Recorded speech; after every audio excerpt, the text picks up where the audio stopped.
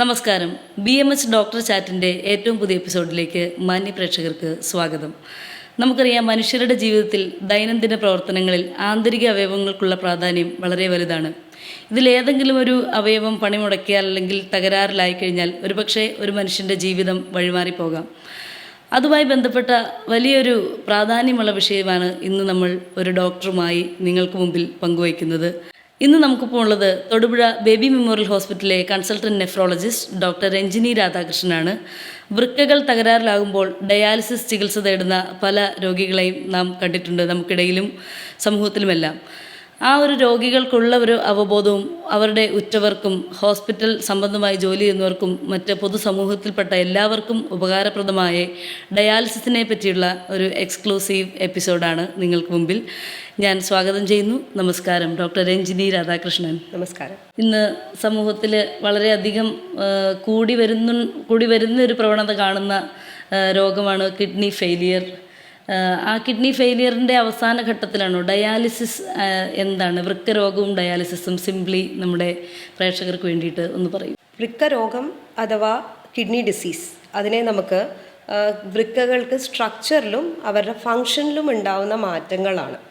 അത് കുറച്ചേറെ നാൾ നിന്ന് കഴിയുമ്പോൾ അതിനെ നമ്മൾ ക്രോണിക് കിഡ്നി ഡിസീസിനും, പെട്ടെന്നുണ്ടാവുന്ന തൽക്കാലത്തേക്ക് അല്ലെങ്കിൽ കുറച്ച് ചെറിയ കാലഘട്ടം മാത്രം ഉണ്ടാവുകയാണെങ്കിൽ അതിനെ അക്യൂട്ട് കിഡ്നി ഡിസീസ് എന്നും പറയും. അപ്പോൾ അതിൻ്റെ ഡ്യൂറേഷൻ വെച്ചിട്ട് അതിനെ അക്യൂട്ടും ക്രോണിക്കുമായിട്ട് നമ്മൾ ഡിവൈഡ് ചെയ്യും. അതിൽ ക്രോണിക് കിഡ്നി ഡിസീസ് അഥവാ സ്ഥായിയായ വൃക്കസ്തംഭനം ഉണ്ടായി അത് സ്റ്റേജ് കൂടി വർദ്ധിച്ച് 5ാമത്തെ ഘട്ടത്തിലേക്ക് സ്റ്റേജിലോട്ട് വന്നു കഴിയുമ്പോഴാണ് രോഗി ഡയാലിസിസിലേക്കായി മാറുന്നത്. വൃക്കരോഗത്തിന് കാരണം എന്താവാം മാഡം? പൊതുവെയുള്ള കാരണങ്ങൾ എന്തൊക്കെയാണ്? പൊതുവേ ക്രോണിക് കിഡ്നി ഡിസീസിൽ ഏറ്റവും പ്രധാനപ്പെട്ട കാരണം എന്ന് പറയുന്നത് ഡയബറ്റീസ് തന്നെയാണ്.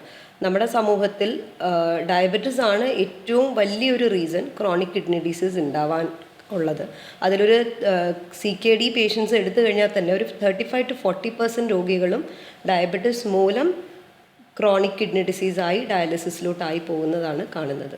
മറ്റു കാരണങ്ങൾ എന്ന് പറയുന്നത് നമ്മുടെ ഹൈപ്പർ ടെൻഷൻ, പിന്നെ അല്ലാണ്ട് വൃക്കകൾക്ക് തന്നെ വരുന്ന രോഗങ്ങളായ polycystic kidney disease, autoimmune disease, glomerulonephritis, കിഡ്നിയെ തന്നെ ബാധിക്കുന്ന പല അസുഖങ്ങൾ മൂലവും ക്രോണിക് കിഡ്നി ഡിസീസ് ആയി പോകാറുണ്ട് രോഗികൾ.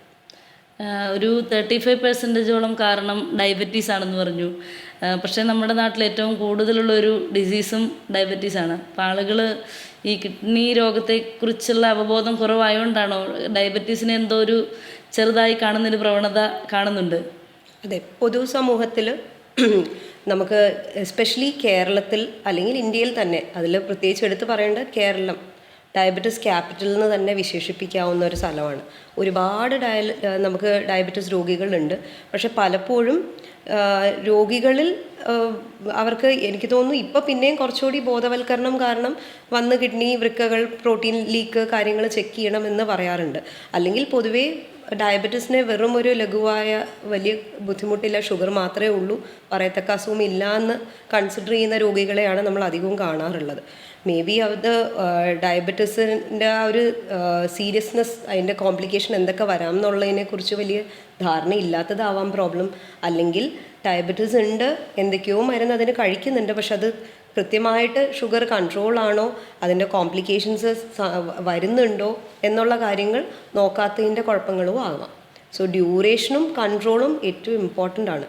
മേ ബി അതിനത്രത്തോളം പ്രാധാന്യം കൊടുക്കാത്തതുകൊണ്ടാവാം നമ്മൾ കോംപ്ലിക്കേഷൻസ് അധികവും കാണുന്നത്. വൃക്കരോഗിയായ ഒരു വ്യക്തി ഡയാലിസിസിലേക്ക് പോകുന്നതിന് തൊട്ട് മുമ്പായി എത്രത്തോളം ആണ് അതിൻ്റെ ഒരു തീവ്രത ബാധിക്കുന്നത്? എങ്ങനെയാണ് ശരീരത്തെ, എന്താണ് പ്രകടമാകുന്നത് ഡയാലിസിസ് നമ്മൾ പ്രിഫർ ചെയ്യുന്നതിന് മുമ്പ്?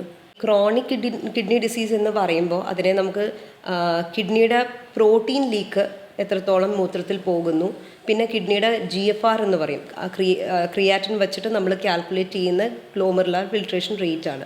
അപ്പോൾ ഇത് രണ്ടും കാൽക്കുലേറ്റ് ചെയ്തിട്ടാണ് നമ്മൾ ഏത് സ്റ്റേജിലാണ് രോഗി എന്നുള്ളത് തീരുമാനിക്കുന്നത്.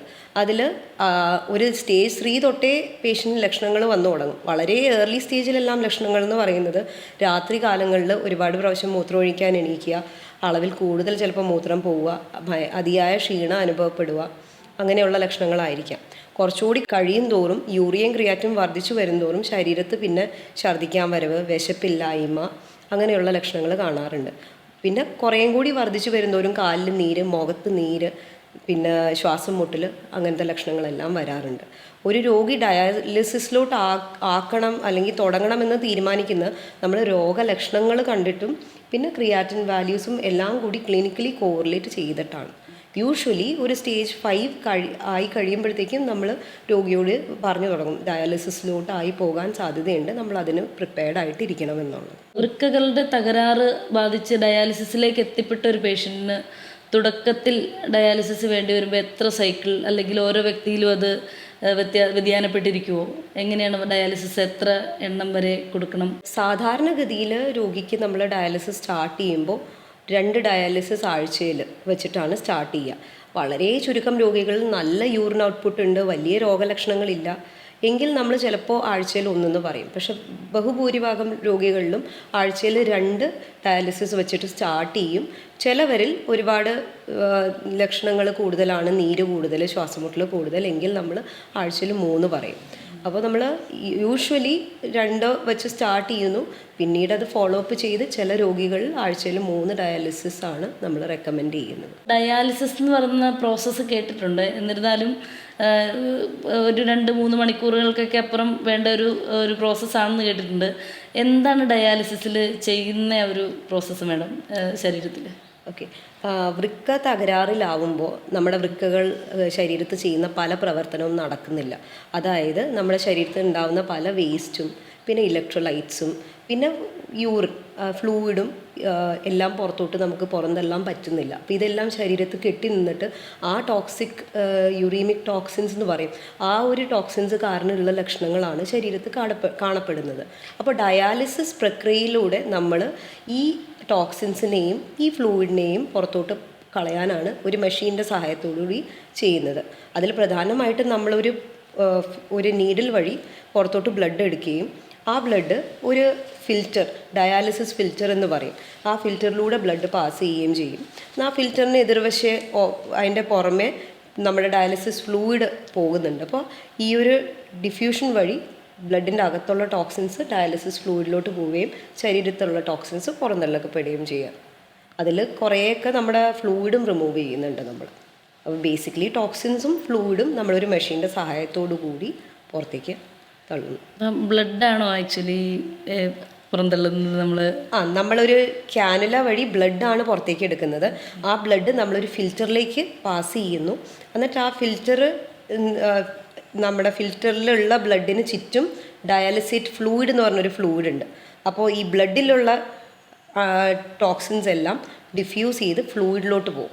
എന്നിട്ട് ആ ഫ്ലൂയിഡ് പുറത്തേക്ക് പോകുന്നു, ബ്ലഡ് തിരിച്ച് ശരീരത്തോട്ട്, പ്യൂരിഫൈഡ് ആയ ബ്ലഡ് ശരീരത്തോട്ട് കയറ്റുന്നു. സിമ്പിൾ ലാംഗ്വേജിൽ പറഞ്ഞാൽ ഇറ്റ് ഈസ് എ പ്യൂരിഫിക്കേഷൻ.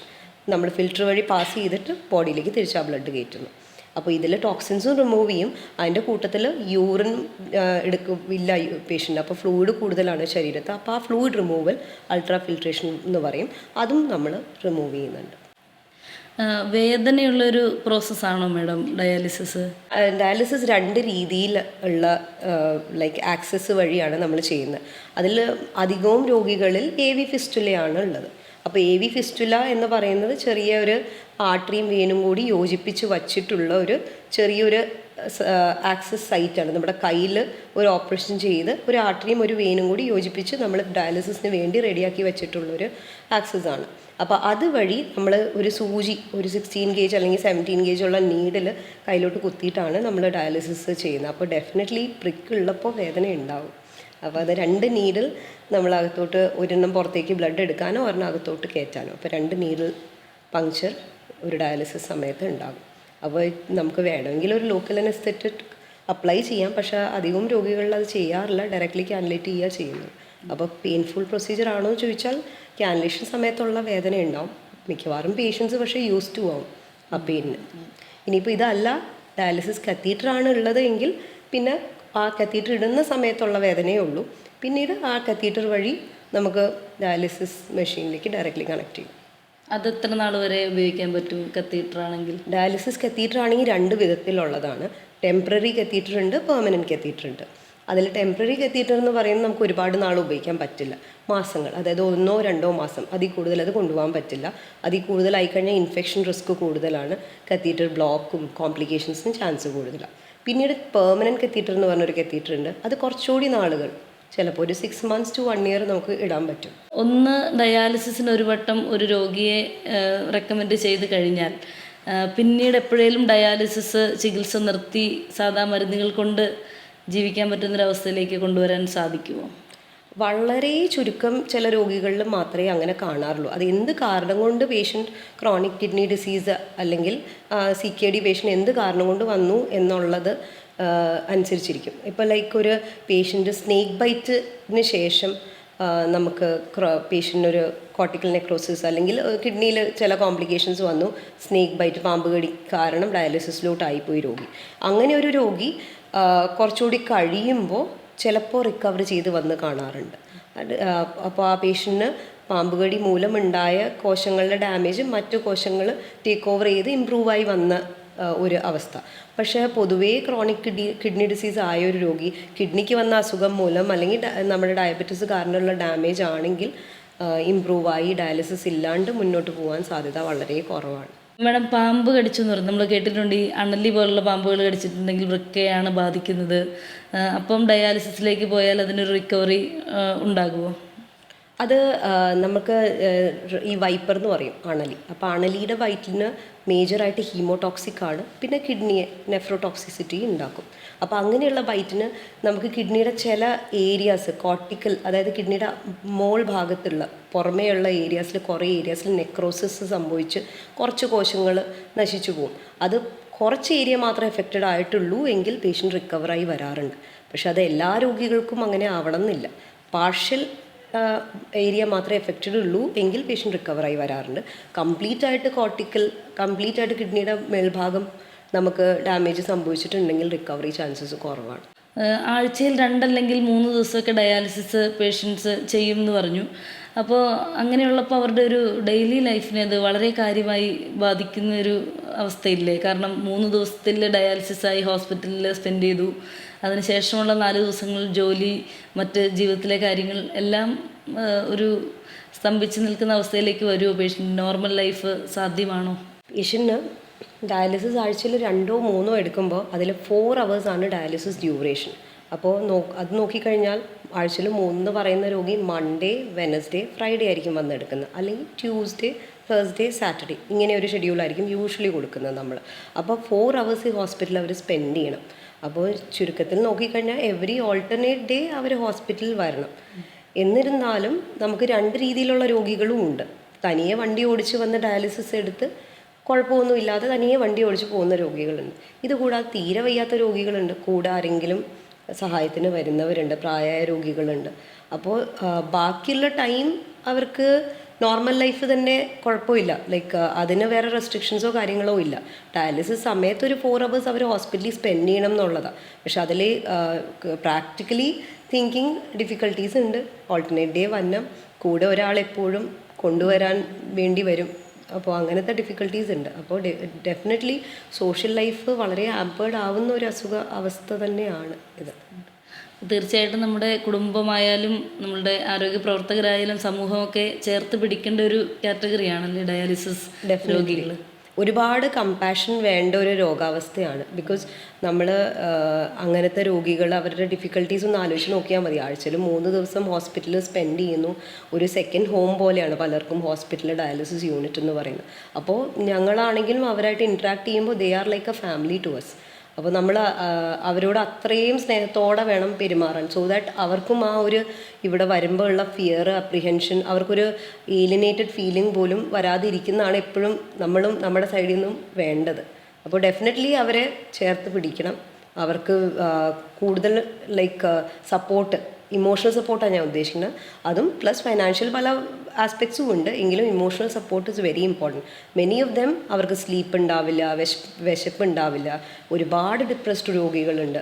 അപ്പോൾ നമ്മൾ ഡെഫിനറ്റ്ലി അവർക്ക് കുറച്ചുകൂടി ഇമോഷണൽ സപ്പോർട്ട് കൊടുക്കേണ്ട ആവശ്യമുണ്ട്. തീർച്ചയായിട്ടും മാഡം, അവരുടെ മാനസിക ആരോഗ്യം സംരക്ഷിക്കേണ്ടത് വലിയൊരു ഉത്തരവാദിത്വമാണ്.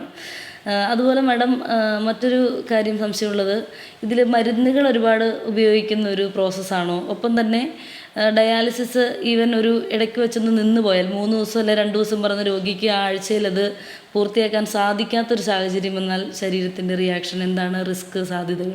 ഡയാലിസിസ് സമയത്ത് നമുക്ക് പ്രധാനമായിട്ട് മരുന്നുകൾ എന്ന് പറയാൻ ഹെപ്പാരിനാണ് മെയിനായിട്ട് കൊടുക്കുന്നത്. ഹെപ്പാരിൻ എന്ന് പറഞ്ഞ മരുന്ന് നമ്മളെ രക്തം കട്ട പിടിക്കാതെ ഇരിക്കാൻ വേണ്ടി ഉപയോഗിക്കുന്നതാണ്.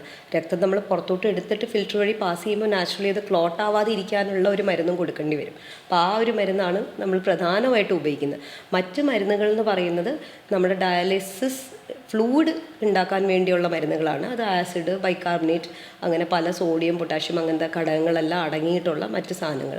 അത് ഡയാലിസിസ് ഫ്ലൂയിഡിന് വേണ്ടിയുള്ള ബ്ലഡിലേക്ക് നമ്മൾ യൂസ് ചെയ്യുന്ന ആകെ ഹെപ്പാരിൻ മാത്രമേ ഉള്ളൂ.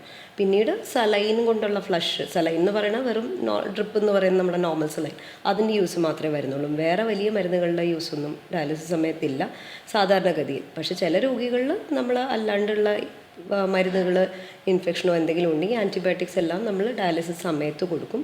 അതേപോലെ തന്നെ ബ്ലഡ് ട്രാൻസ്ഫ്യൂഷനും അങ്ങനത്തെ കാര്യങ്ങളും ഉണ്ടെങ്കിൽ അതും ഡയാലിസിസ് സമയത്ത് നമുക്ക് കൊടുക്കാം. ഡയാലിസിസ് സാധാരണഗതിയിൽ ഇപ്പോൾ ആഴ്ചയിൽ 2 or 3 പ്രാവശ്യം പറഞ്ഞിട്ടുള്ള രോഗി ഡയാലിസിസ് മുടങ്ങിക്കഴിഞ്ഞാൽ സാധാരണഗതിയിൽ കാണപ്പെടുന്നത് അവർക്ക് ശ്വാസം മുട്ടൽ, കാലിൽ നീര്, പൊട്ടാഷ്യം കൂടിയിട്ട് അത് മൂലം ശരീരത്തിന് അസ്വസ്ഥത ഫീൽ ചെയ്യുക, ഈവൻ കാർഡിയക് അറസ്റ്റ് വരെ ആവാനുള്ള അവസ്ഥകൾ ഉണ്ടാവാം. പെട്ടെന്ന് ശ്വാസം പൊട്ടലായിട്ട് കാഷ്വാലിറ്റിയിൽ വരാറുണ്ട്. നമുക്ക് ഡയാലിസിസ് മുടങ്ങിയിട്ട് ഫൈനാൻഷ്യൽ റീസൺസ് കൊണ്ടോ ഒക്കെ ഡയാലിസിസ് മുടങ്ങിക്കഴിഞ്ഞാൽ പെട്ടെന്ന് കാഷ്വാലിറ്റിയിൽ ശ്വാസം മുട്ടലായിട്ട് വരാറുണ്ട്. നമുക്ക് ഡയാലിസിസ് മുടങ്ങിയിട്ട് മരണം വരെ സംഭവിച്ച രോഗികളും ഉണ്ട്. കാർഡിയാക് അറസ്റ്റിന് സാധ്യതകൾ കൂടുതലാണ് വൃക്കരോഗികളല്ല ഡയാലിസിസ് പേഷ്യൻസിൽ നിന്ന് കേട്ടിട്ടുണ്ട്. അത് ശാസ്ത്രീയമായി സത്യമാണോ, എങ്ങനെയാണ്? അതെ, നമുക്ക് ഡയാലിസിസ് എടുക്കുന്ന രോഗികളിൽ കാർഡിയക് റിസ്ക് വളരെ കൂടുതലാണ്. അതായത് കൊറോണറി ആർട്ടറി ഡിസീസ് എന്ന് പറയുന്ന നമ്മുടെ ഹാർട്ടിലേക്കുള്ള രക്തോട്ടം, രക്തക്കുഴലുകളിൽ ഫാറ്റ് അടിഞ്ഞ് ബ്ലോക്ക് ഉണ്ടായി അറ്റാക്ക് ഉണ്ടാവാനുള്ള സാധ്യതകൾ വളരെ കൂടുതലാണ് ഹീമോഡയാലിസിസ് എടുക്കുന്ന രോഗികളിൽ. വൃക്കരോഗം വരുമ്പോഴേ അതിൻ്റെ സാധ്യതകൾ ഒരുപാട് കൂടുതലാണ്. അത് കൂടാതെ തന്നെ ഡയാലിസിസ് സമയത്ത് BP ക്കുള്ള വേരിയേഷൻസ് ഒരുപാട് കൂടുതലായിരിക്കും. അതായത് BP കുറഞ്ഞു പോകാനും ഒരുപാട് കൂടി പോകാനുള്ള സാധ്യതകൾ വളരെ അധികമാണ് ഡയാലിസിസ് സമയത്ത്. അപ്പോൾ ഈ BP താന്നു പോകുന്ന സമയത്ത് ഹാർട്ടിലേക്കുള്ള രക്തോട്ടം കുറയുകയും അറ്റാക്ക് ഉണ്ടാവാനും ചാൻസ് കൂടുതലാണ്. അത് മാത്രമല്ല അറിത്മിയാസിൻ്റെ റിസ്ക്, അറിത്മിയ എന്ന് പറയുമ്പോൾ ഹാർട്ടിൻ്റെ ബീറ്റ് താളം തെറ്റി ബീറ്റ് ചെയ്യുക, അങ്ങനെ ഉള്ള അവസ്ഥകളും കൂടുതലാണ് ഡയാലിസിസ് രോഗികളിൽ. പിന്നെ ഈ പറഞ്ഞ പോലെ ഡയാലിസിസ് മിസ് ചെയ്ത് കഴിയുമ്പോൾ പൊട്ടാഷ്യം ക്രമാതീതമായിട്ട് കൂടും. പൊട്ടാഷ്യം ഒരുപാട് കൂടുമ്പോൾ ഉള്ള വലിയൊരു റിസ്ക് സഡൻ കാർഡിയക് അറസ്റ്റ് ഉണ്ടാവാം എന്നുള്ളതാണ്.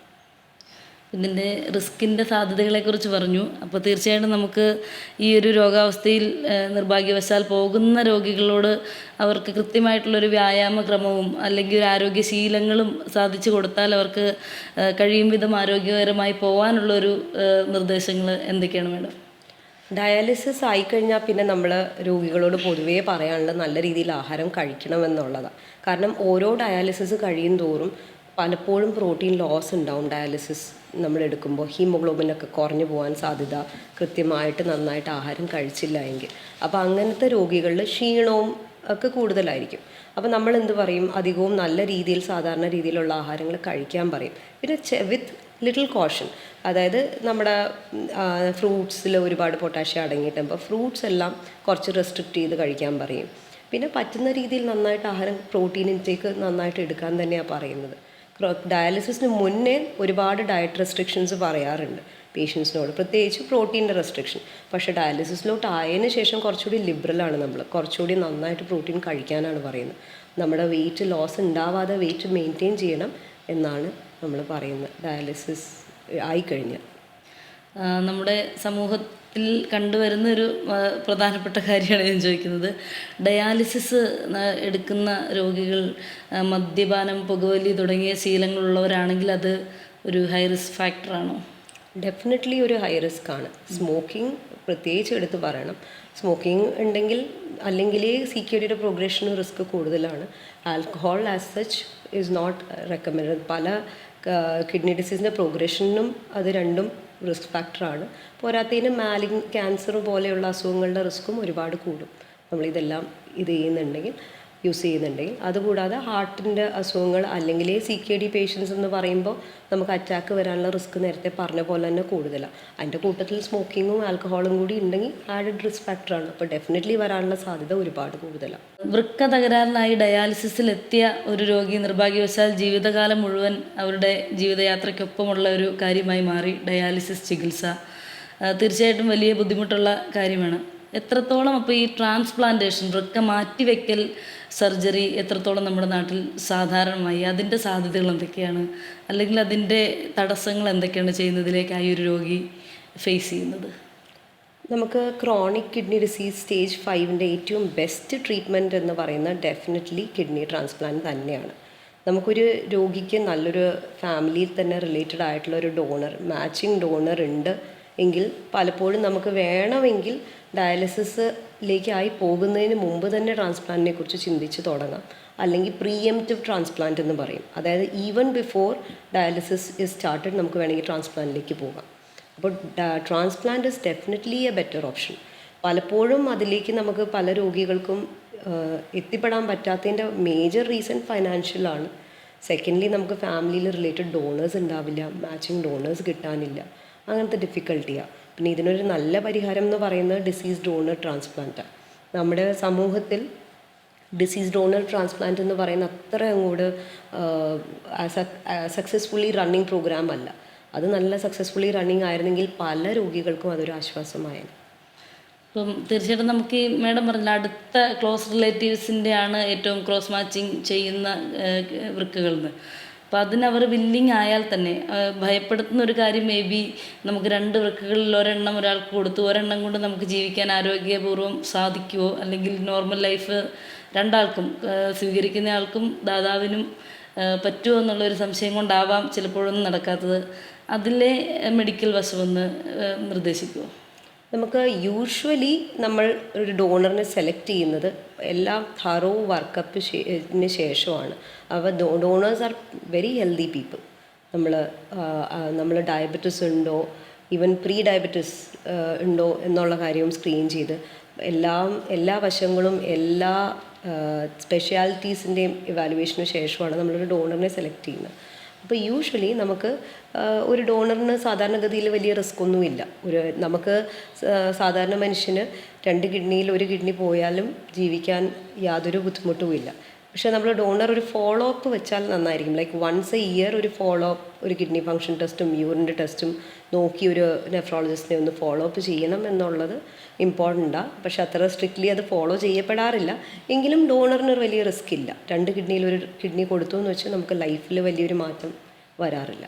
ഇന്ത്യയിൽ ആകെ മൊത്തം ഒരു വർഷത്തിൽ 5 ലക്ഷത്തോളം ആൾക്കാർക്ക് അവയവദാനത്തിൻ്റെ ആവശ്യം വരാറുണ്ട് ടു കണ്ടിന്യൂ ദെയർ ലൈഫ്. അപ്പോൾ പക്ഷേ നമുക്ക് ഡിസീസ് ഡോണർ ട്രാൻസ്പ്ലാന്റ് വഴി 1% താഴെ ആൾക്കാരിൽ മാത്രമാണ് ട്രാൻസ്പ്ലാന്റ് നടക്കാറുള്ളൂ. അപ്പോൾ larger amount of patients are actually dependent on dialysis to continue. Life continue ചെയ്യാനായിട്ട് അധികം പേരും ട്രാൻസ്പ്ലാന്റിനേക്കാളും ഡയാലിസിസ് വഴിയാണ് ആശ്രയിച്ച് ലൈഫ് കണ്ടിന്യൂ ചെയ്യുന്നത്. എത്ര ടൈപ്പ് ഡയാലിസിസ് ഉണ്ട് മാഡം? ഏതൊക്കെയാണ് പ്രധാനമായിട്ടും? നമ്മൾ സാധാരണഗതിയിൽ ഞാനിപ്പോൾ പറഞ്ഞ നമ്മുടെ ഫിസ്റ്റുല അല്ലെങ്കിൽ കത്തീറ്റർ വഴി എടുക്കുന്ന ഡയാലിസിസിനെ ഹീമോ ഡയാലിസിസ് എന്ന് പറയും. മറ്റൊരു രീതി എന്ന് പറയുന്നത് പെരിട്ടോണിയൽ ഡയാലിസിസ് ആണ്. ഇതിൽ നമ്മൾ രോഗിയുടെ വയറിൽ ഒരു ചെറിയ ട്യൂബ് അറ്റാച്ച് ചെയ്ത് വിടും. എന്നിട്ട് ആ ട്യൂബ് വഴി നമ്മൾ ഫ്ലൂയിഡ് വയറിൻ്റെ അകത്തോട്ട് ഇടുകയും ആ ഫ്ലൂയിഡ് ഒരു നിശ്ചിത സമയം വയറിൻ്റെ അകത്ത് കിടക്കുകയും പിന്നീട് അത് പുറത്തോട്ട് എടുക്കുകയും ചെയ്യും. ഇതിൽ നമ്മുടെ ഈ ടോക്സിൻസിൻ്റെ എക്സ്ചേഞ്ച് നടക്കുന്ന വയറിലുള്ള പെരിട്ടോണിയൽ മെംബ്രെയിൻ വഴിയാണ്. അപ്പോൾ ഇതൊരു മറ്റൊരു ചികിത്സാ രീതിയാണ്. ഇതിൽ രോഗി ഹോസ്പിറ്റലിൽ വരേണ്ട ആവശ്യമില്ല. നമ്മൾ ഈ ഒരു ട്യൂബ് ഇട്ട് അവരെ പഠിപ്പിച്ചു വിടും. വീട്ടിൽ തന്നെ അവർക്ക് ഈ 2 or 3 എക്സ്ചേഞ്ച് ബാഗ് ഫ്ലൂയിഡ് ഉണ്ട്, ആ ഫ്ലൂയിഡ് അകത്തോട്ടിടുന്നു, എക്സ്ചേഞ്ച് നടത്തുന്നു വീട്ടിൽ തന്നെ. പക്ഷേ ഈ ഒരു രീതിയുടെ ബുദ്ധിമുട്ടെന്ന് പറഞ്ഞു കഴിഞ്ഞാൽ ഒരു കെയർ ടേക്കറിൻ്റെ ആവശ്യം സാധാരണഗതിയിൽ വരാറുണ്ട്. സ്വയം ചെയ്യാനുള്ള ഡിഫിക്കൽട്ടി ഉണ്ട്. പിന്നെ വളരെ ഹൈജീനിക്കലി ചെയ്യണം.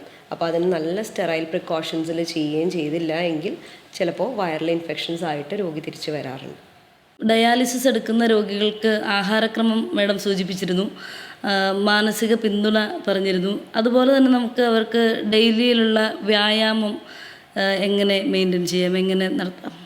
സാധാരണ നമ്മൾ KDIGO ഗൈഡ് ലൈൻസ് അനുസരിച്ചും നമുക്ക് ഗൈഡ് ലൈൻസ് എല്ലാം പറയുന്നത് നമുക്ക് ഡയാലിസിസ് രോഗികളിലാണെങ്കിലും ക്രോണിക് കിഡ്നി ഡിസീസ് ഉള്ള രോഗികളിലാണെങ്കിലും 150 മിനിറ്റ് വ്യായാമം ആഴ്ചയിൽ, അതായത് ആഴ്ചയിൽ ഒരു 5 ദിവസം 30 മിനിറ്റ് വ്യായാമം ചെയ്താൽ എയറോബിക് എക്സസൈസ് അവരാൽ സാധിക്കുന്ന മോഡറേറ്റ് രീതിയിലുള്ള എയറോബിക് ആക്ടിവിറ്റി ചെയ്യണമെന്നുള്ളതാണ്. അതിൽ ഏറ്റവും സിമ്പിളായിട്ട് നമുക്ക് സജസ്റ്റ് ചെയ്യാൻ പറ്റുന്ന ഒരു വാക്കിംഗ് ആയിരിക്കും. അപ്പോൾ ഒരു 30 മിനിറ്റ്സ് വാക്ക് പെർ ഡേ ചെയ്യുവാണെങ്കിൽ ഡെഫിനറ്റ്ലി അവരുടെ bone health, mental health, muscle strength എല്ലാത്തിനും നല്ല ഒരു ബെനിഫിറ്റ് ഉണ്ടാവും. പലപ്പോഴും പക്ഷേ പേഷ്യൻസിൻ്റെ ഡയറ്റും അവരുടെ പൊതുവേ ഉള്ള മാനസികവും ശാരീരികവുമായിട്ടുള്ള ആരോഗ്യസ്ഥിതി അതിനെ അനുവദിക്കില്ല. അപ്പോൾ ഇതിലാണ് കൂടെയുള്ളവരുടെയും നമ്മുടെയും സപ്പോർട്ട് എക്സ്ട്രാ പറഞ്ഞ് മോട്ടിവേറ്റ് ചെയ്യിച്ച് അവരെ കൊണ്ടത് ചെയ്യിക്കുവാണെങ്കിൽ definitely will have a positive impact. ഡയാലിസിസിൽ എല്ലാ വശങ്ങളും പറഞ്ഞു. എന്നിരുന്നാലും ആളുകൾ പൊതുവേ ചോദിക്കാൻ മടിക്കുന്നതായിരിക്കാം, ഒരു 2-3 ഡയാലിസിസൊക്കെ ആഴ്ചയിൽ എടുക്കുന്ന രോഗികൾക്ക് ദമ്പതികൾക്കിടയിൽ ഉള്ള ബന്ധത്തിന് തകരാറുണ്ടാവുമോ, പ്രതികൂലമായി ബാധിക്കുമോ? സാധാരണഗതിയിൽ അങ്ങനെ ഒരു ബുദ്ധിമുട്ട് പറയാറുണ്ട്. നമുക്ക് പേഷ്യൻസിന് അവരുടെ സെക്ഷുവൽ ലൈഫിനെ ഡെഫിനറ്റ്ലി എഫക്റ്റ് ചെയ്യാറുണ്ട്. പലപ്പോഴും ഹോർമോണൽ ഇംബാലൻസ് കാരണം സ്ത്രീകളിൽ പീരിയഡ്സിൻ്റെ ഇറഗുലാരിറ്റി വരാറുണ്ട്. അവർക്ക് അങ്ങനെ ഒരു സെക്ഷൽ ഏർജിന് ഡിഫിക്കൽട്ടിയും ഈവൻ ഫിസിക്കൽ ഡിസബിലിറ്റി മൂലം ആളുകളിലും ഹോർമോണൽ ചേഞ്ചസ് കാരണം അവരുടെ സെക്ഷൽ ലൈഫിനെ അത് സാരമായിട്ട് ബാധിക്കാറുണ്ട്. അത് പറയുന്നതിൻ്റെ കൂട്ടത്തിൽ തന്നെ നമ്മുടെ ട്രാൻസ്പ്ലാന്റിലേക്ക് പോവുകയാണ് രോഗിയെങ്കിൽ അവർ ഈ ഒരു sexual aspect of the life will be little more better.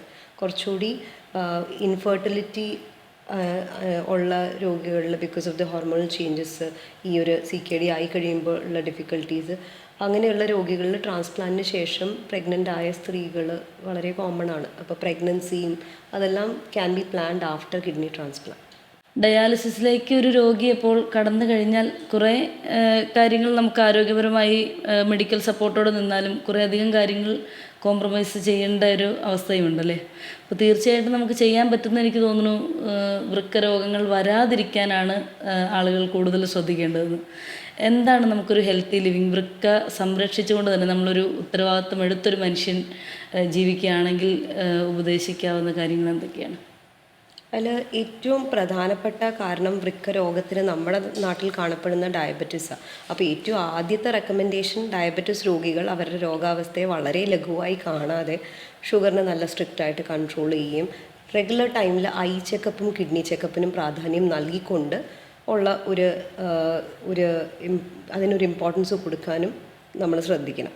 പിന്നീട് ബാക്കി പൊതുവേ ഒരു അസുഖവും ഇല്ലാത്തൊരു രോഗിയാണെങ്കിൽ അത്യാവശ്യം നല്ല ഒരു ഹെൽത്തി ഡയറ്റ്, എക്സസൈസ് ഫോളോ ചെയ്യുകയാണെങ്കിൽ that is the best thing to prevent ഒരു കിഡ്നി ഡിസീസ്.